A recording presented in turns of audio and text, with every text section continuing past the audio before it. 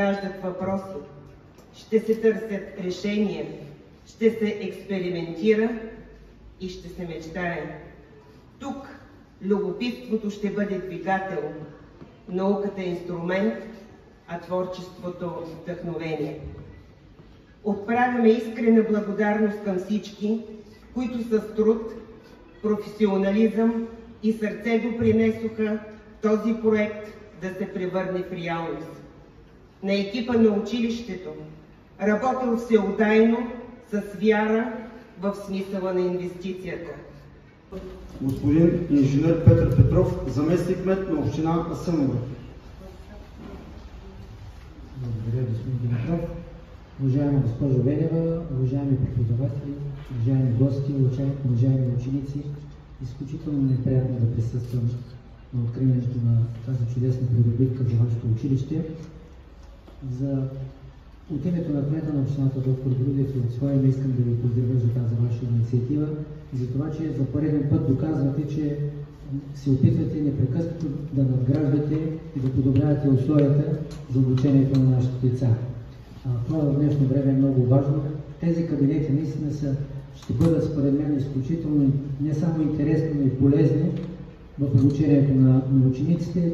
Те ще успеят в тях да показват, да развиват, да провокираме техните умения, технически възможности, така че те наистина да бъдат малко по-подготвени относно това бързо развитие на технологиите на изкуствения интелект в днешно време. Считам, че наистина това, което сте направили, трябва да бъде пример за подражание от всички останали училища, така че наистина нашите деца да навлизат в съвременния свят много по-подготвени.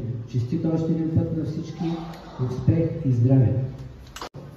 Всички ние присъстваме на събитие, което бележи старта на бъдещето. Официално откриване на STEM център в основно училище Христо Ботев.